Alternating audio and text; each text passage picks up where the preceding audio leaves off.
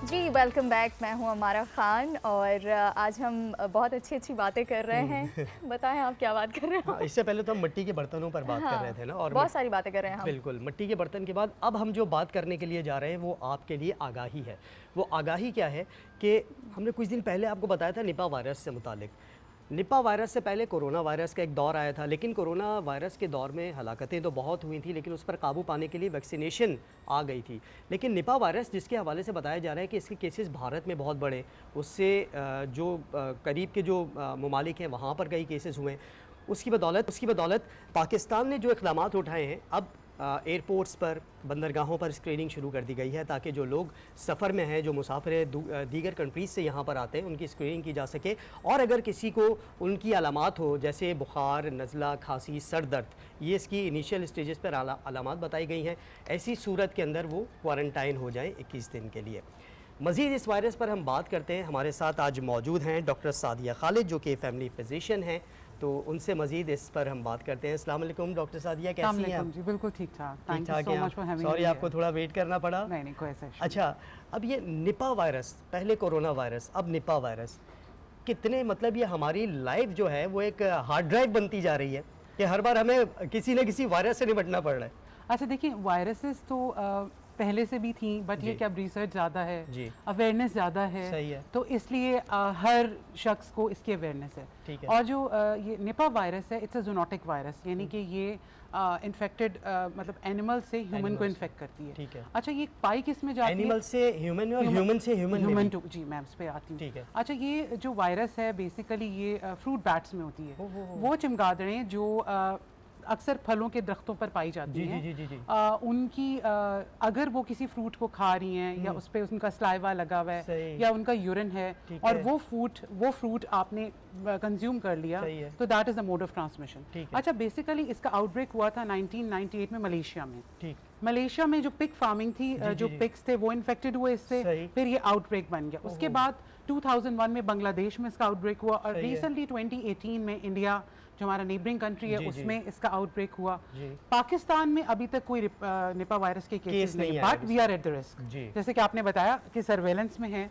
अच्छा, उसमें इम्पोर्टेंट ये है कि होता कैसे है ये ट्रांसमिशन, इसकी ऐसे होती है कि अगर आपने वो कंटेमिनेटेड फ्रूट खा लिया जिसमें वो बैट का स्लाइवा था या यूरिन था, या फिर जो एनिमल जो इन्फेक्टेड हैं इस वायरस से, ठीक है, अगर आपने उनकी हैंडलिंग की है, गोट्स हैं, पिग्स हैं, हॉर्सेस हैं, तो अगर उनकी स्लॉटरिंग में आपने प्रॉपर जो है वो प्रॉपर जो प्रिकॉशंस नहीं लिए हैं, तो आप उससे इन्फेक्ट हो सकते हैं। ह्यूमन टू ह्यूमन ट्रांसमिशन भी होता है, एक शख्स से दूसरे शख्स को। तो ये सारे जो है वो तरीके हैं जिससे ये ट्रांसमिट करते हैं। डॉक्टर साहब, इसके अलामात क्या हैं? सांस लेने में प्रॉब्लम या कुछ इस तरह से? जैसे कि हर वायरस इलनेस के प्रॉब्लम होते हैं, बिल्कुल सेम इसका यही है कि बुखार, सर में दर्द, नज़ला, जुकाम। अच्छा, अगर ये बहुत ज़्यादा बिगड़ रहा है तो इसमें फिट्स पड़ना शुरू हो जाते हैं, एनकेफेलाइटिस और मेनिंजाइटिस। और अगर ये फेफड़ों में जा रहा है, फेफड़ों को अफेक्ट कर रहा है, तो नमूनिया। अच्छा, जैसे बहुत सारे लोग हमें देख रहे हैं, हमें नहीं पता होता, हमें लगता है कि ये जो है ये नॉर्मल वायरल फीवर हो सकता है,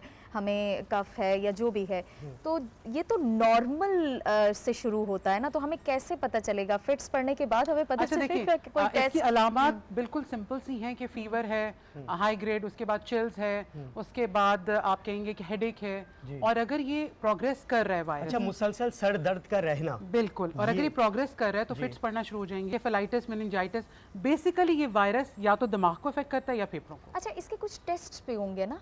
अच्छा, अनफॉर्चुनेटली देखें, टेस्ट तो कुछ नहीं है, जो भी वायरलेस इलनेस होती है इसके कोई टेस्ट वगैरह नहीं होते हैं, बट आरटीपीसीआर जो कि कोरोना के कोविड के लिए भी आप करते थे वो एक है। उसके अलावा इसके लिए आप एलाइजा जो ह्यूमन एस्से है वो एक टेक्निक है, बट ये कि आरटीपीसीआर एक इन्वेस्टिगेशन है। अच्छा, ये जो आपने फ्रूट्स के हवाले से बात की है ना कि फ्रूट्स पर ये जैसे बैट्स अगर बैठ जाती हैं तो उसके बाद हम अगर उस फ्रूट को खा लेते हैं तो हमारे अंदर वो वायरस फैल सकता है। तो इसके लिए ज़रूरी ये नहीं है हम अपने आवाम को, अपने नाजरीन को ये आगाही दें कि अगर वो फ्रूट्स वगैरह खाते हैं तो इस तरह बड़े बूढ़े कहते हैं कि फ्रूट्स पहले आप वॉश कर लें अच्छे से, उसके बाद फ्रूट्स को यूज़ करें। देखिए, ये तो बहुत इंपॉर्टेंट आपने बात की। फ्रूट्स को हमेशा हम यही कहते हैं कि आप जब भी कोई फल सब्जी लें उसको धो के इस्तेमाल करें और उसका जो छिलका है वो उतार के इस्तेमाल करें। अच्छा, अक्सर पाकिस्तान में क्योंकि बैट्स मौजूद हैं ये, तो अक्सर आप देखेंगे फ्रूट्स के ऊपर बाइट्स हुए होते हैं। आप ऐसे फ्रूट को जो गंदा है, कंटेमिनेटेड, उसको डिस्कार्ड कर दें, उसको ना इस्तेमाल करें। और जब भी फ्रूट इस्तेमाल करें उसका छिलका, जो छिलके वाले फ्रूट्स हैं उनको उतार दें, पील ऑफ करके फिर खाएं। अच्छा, कुछ डॉक्टर्स ये भी कहते हैं कि छिलकों में बड़ी अफादियत होती है। हाँ। अच्छा, उसमें ये है कि छिलकों में अफादियत होती है बिल्कुल, लेकिन जब इस तरह की वायरसेस इन होती हैं तो आपको इट्स बेटर कि आप प्रिवेंट करें, ना कि आप उसके ऊपर जो है वो। डॉक्टर साहब एक और सवाल वो ये कि अब जैसे चाइना है, जापान है, बहुत सारे मुख्तलिफ कंट्रीज़ हैं हमारे पास, तो वहाँ पे ये देखा जाता है कि जैसे फ्रूट्स हैं या वेजिटेबल्स हैं, उनको एक केमिकल में भी डाल के जो है वो वॉश किया जाता है ताकि उनके बैक्टीरियाज वगैरह या अच्छा, जो भी इस देखिए, तरीके से वो जो केमिकल्स की बात आपने की ना, कि केमिकल्स में क्लोरीन सिंपल हम कहते हैं कि हाँ। क्लोरीन जो है वो आप उससे वॉश कर सकते बिल्कुल, हैं। हाँ। Simple tap water, running water, आप पानी खोल के अच्छे तरीके से उसको वॉश करें। उसके साथ आप ये करें कि जैसे मैंने आपको बताया, सिंपल सॉल्ट डाल के, नमक डाल के आप उससे भी वॉश कर सकते हैं। बाकी दूसरे केमिकल्स तो मैं नहीं कहूँगी कि कोई बहुत हार्ड केमिकल्स आप यूज़ करें, वो आपको फ़ायदा देने के बजाय नुकसान देंगे, बट क्लोरीन से आप वॉश कर सकते हैं। सॉल्ट की वजह से भी बहुत सारे बैक्टीरियाज मर जाते हैं ना, ख़त्म हो जाते हैं। और अगर आपने अच्छे तरीके से, मेरे ख्याल में फ्रूट को साफ़ किया हुआ है, तो मैं नहीं समझती कि कोई ऐसा, अगर अच्छा वॉश हुआ हुआ है तो कोई प्रॉब्लम होगी।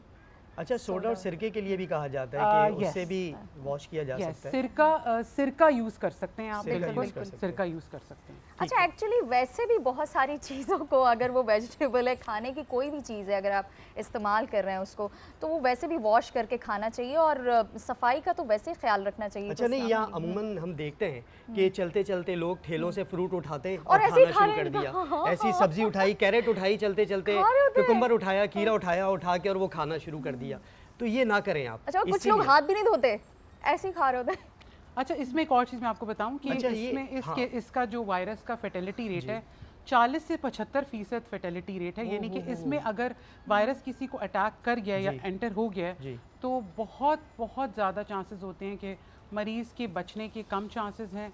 और अगर इम्यूनो कॉम्प्रोमाइज्ड है पेशेंट, मतलब जो ज़्यादा एज वाले लोग हैं, ज़्यादा एज वाले हैं, डायबिटिक बच्चे, हैं, ब्लड प्रेशर, बहुत छोटे बच्चे, जी। तो उनमें ये होता है कि बेसिकली इम्यूनिटी कम है जी, कैंसर सर्वाइवर्स इम्यून सिस्टम उनका आपका वीक है, तो उनके फर्टिलिटी के जो चांसेस हैं 40 to 75% है, तो उसमें डेथ्स के चांसेस ज़्यादा हैं। और क्योंकि इसका कोई इलाज नहीं है, सही है, और इसमें अभी तक नहीं है, और ना कोई इसकी वैक्सीन है। अच्छा डॉक्टर साहब, वन मोर थिंग, वेजिटेबल्स से भी ये हो सकते हैं? बिल्कुल, देखिए, इन्फेक्टेड अगर बैट ने, जैसे फ्रूट बैट्स तो हमारे मुल्क में कॉमन है, अगर उस बैट ने उस वेजिटेबल को या फ्रूट को बाइट किया, उसका स्लाइवा या उसका यूरिन, अगर उसने उसको इन्फेक्ट किया है उस फ्रूट या वेजिटेबल को, और आपने वो कंज्यूम कर लिया, तो yes you can acquire that virus. बहुत शुक्रिया आपने कि आपने वक्त दिया और निपा वायरस से मुतालिक हमें ये आगाही फराहम की। तो आप लोग भी इस चीज़ से बचने के लिए एहतियाती तदाबीर इख्तियार करें। और अभी तक तो पाकिस्तान में इसका कोई केस नहीं है, लेकिन फिर भी आपने फ्रूट्स खाने हैं या सब्जी खानी है, उसको बराए मेहरबानी अच्छे से वॉश करें,